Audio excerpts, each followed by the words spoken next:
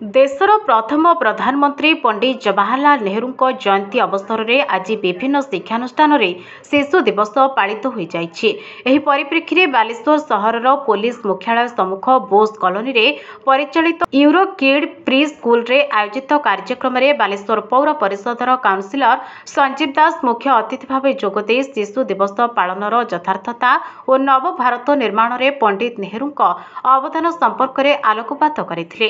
रोटारियन तथा समाजसेवी भावग्राही महांती और शेख अहित एथिरे सम्मानित अतिथि भाव जोगदे शिशु सामग्रिक विकास पाई स्नेह और श्रद्धार आवश्यकता संपर्क में अवगत कराइथिले। शेख सूरज कार्यक्रम में पौरोहित्य करने सहित उत्सव पालनर आभिमुख्य संपर्क में सूचना देथिले। विद्यालयर शिक्षयित्री माने एथिरे उपस्थित रही कार्यक्रम परिचालना करथिले।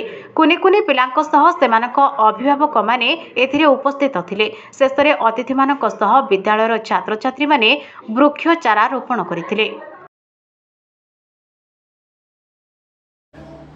आज शिशु दिवस आम चाचा नेहरू जन्मदिन रूपे आम शिशु दिवस पालन कर या विषय आम कहले बहुत समय लगे समस्ते जानते आम भी दिने कुनी पिला थिलु एवं आम भी से चाचा नेहरू प्रेरणा को लेकिन आज आम जगह पहुँचीचु।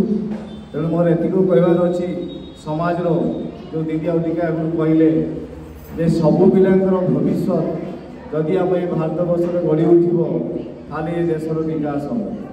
आज आम इंग्लिश मीडियम को प्राधान्य दौर सरकार स्कूल भी बहुत उन्नतीकरण होता सत्वे आमर कि पिला अर्थ अभाव परिवार पोषण जो मध्य पढ़ा छाड़ी दौरान यह एक दुर्भाग्यपूर्ण समस्या।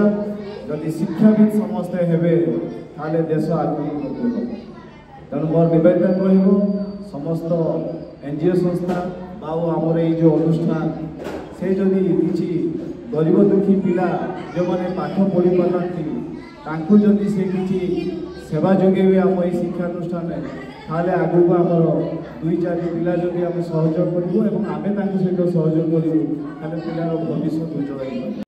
The curriculum focuses on developing young minds, well minds, fit body and beautiful soul. As a part of the curriculum, we are organizing this Children's Day celebration, that will proactively help in development of young ones in every perspective.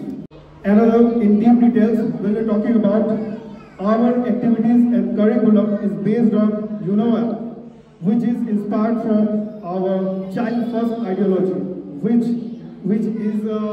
means beautiful mind. The three-pronged approach has been developed, which are the pillars of UNOL.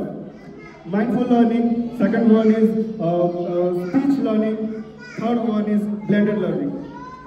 It's a unique way in which the objectives and techniques come together in the mindful curriculum.